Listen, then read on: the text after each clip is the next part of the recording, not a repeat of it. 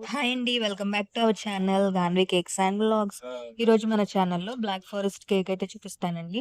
So, కంప్లీట్‌గా filling ఎలా చేయాలి అండ్ సింపుల్ డెకరేషన్ అండ్ దాంతో పాటు మంచి టిప్స్ కూడా షేర్ చేస్తాను. సో, తప్పకుండా వీడియో ఎండింగ్ దాకా అయితే చూసేయండి.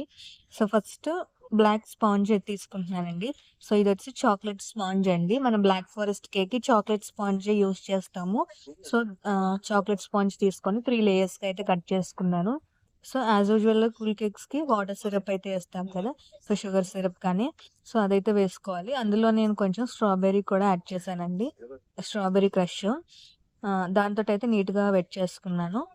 సో, నెక్స్ట్ అయితే క్రీమ్ అప్లై చేస్తున్నానండి. ఇలా అప్లై చేసిన తర్వాత ఇప్పుడు ఫిల్లింగ్ చేద్దాము. ఫిల్లింగ్స్‌కి మనం స్ట్రాబెర్రీ యూజ్ చేస్తామండి. స్ట్రాబెర్రీ క్రష్ వేస్తున్నాను.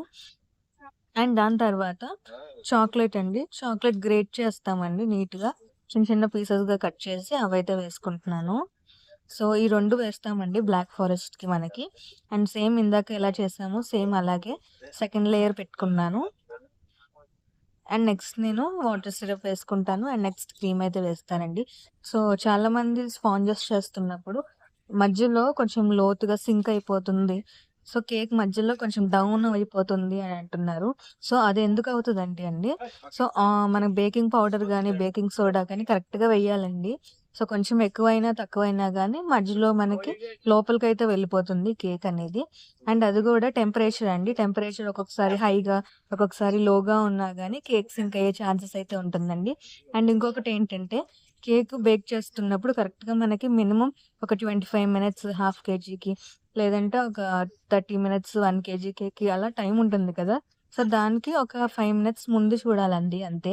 అదే మీరు పద్దాక 5 మినిట్స్‌కొకసారి, 10 మినిట్స్‌కొకసారి ఓపెన్ చేసి బేక్ అయిందా లేదా అని చెక్ చేస్తూ ఉంటే గనక కేక్ మధ్యలో సింక్ అయ్యే ఛాన్సెస్ అయితే ఎక్కువుంటాయి. సో, ఈ అన్ని ఛాన్సెస్ అండి కేక్ సింక్ అవ్వడానికి. ఒకవేళ గనుక కేక్ సింక్ అయితే గనుక ఇవన్నీ ప్రాబ్లమ్స్ సెట్ చేసుకోండి. అండ్ ఇక్కడ నేనైతే క్రమ్ కోటింగ్ ఇచ్చేస్తున్నాను. సో, చాక్లేట్ స్పాంజ్‌కి క్రమ్స్ ఎక్కువొస్తాయండి.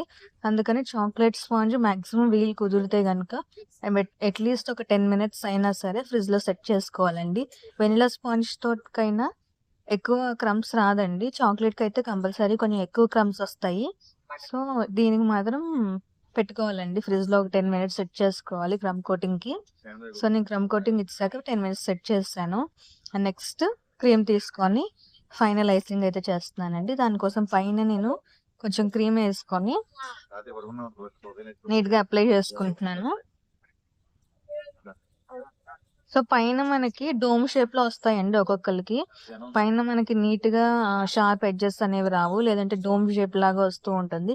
అదెందుకొస్తుందంటే ప్యాలెట్ నైఫ్‌ని మీరు కరెక్ట్‌గా స్ట్రెయిట్ పొజిషన్‌లో పెట్టాలండి. మీరు కొంచెం ఒక సైడ్ అప్, ఒక సైడ్ డౌన్‌లో పెట్టినా, అలా పెడితే మాత్రం మీకు కేక్ అనేది లెవెల్ కుదరదండి. డోమ్ షేప్ వచ్చే ఛాన్సెస్ అయితే ఉంటుంది. సో, చాలా మందికి అలా వస్తూ ఉంటాయి. సో, పాలెట్ నైఫ్ అనేది కరెక్ట్ పొజిషన్‌లో స్ట్రెయిట్‌గా పెట్టాలండి. సైడ్స్ అయినా సరే స్ట్రెయిట్‌గా లాగా స్ట్రెయిట్‌గా ఉండాలి. అండ్ పైన మన టాప్ లేయర్‌లో అయినా సరే స్ట్రెయిట్‌గా ఉండాలి.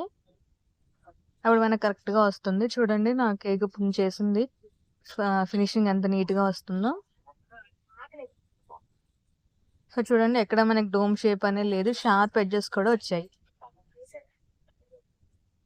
అండ్ క్రీమ్ కూడా మనకు కరెక్ట్‌గా స్టిఫ్ పీక్స్ అయితే ఉండాలండి. కొంచెం హార్డ్ అయిపోయినా, లేదంటే కొంచెం లూజ్ అయిపోయినా సరే, మనకి కరెక్ట్ ఫినిషింగ్ అయితే రాదండి.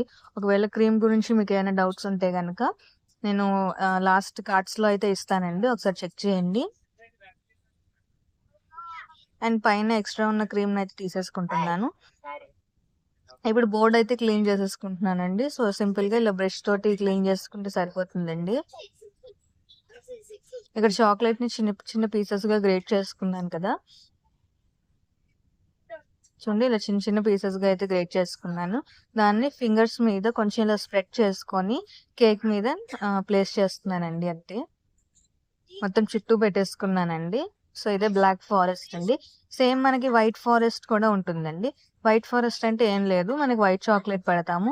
బ్లాక్ ఫారెస్ట్ అంటే మనం బ్లాక్ చాక్లేట్ పెడతాము అంతే. అండ్ నేను చుట్టూ బార్డర్ వేసుకున్నాను. సేమ్ అదే నాజిల్ తోటి. ఇది 1 అండి.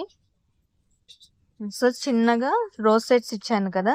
రోజ్ సెట్స్‌నే కంప్లీట్‌గా ఇంక అక్కడితో స్టాప్ చేయకుండా కొంచెం మళ్ళీ ఆ రోజ్ సెట్ మీదే సెకండ్ రోజ్ సెట్స్ కొంచెం చిన్నగా వేసుకున్నానండి. సో, కొంచెం హైట్ ఒస్తుంది దానివల్ల. చూడటానికి లుక్ గూడా చాలా బావుంటుందండి.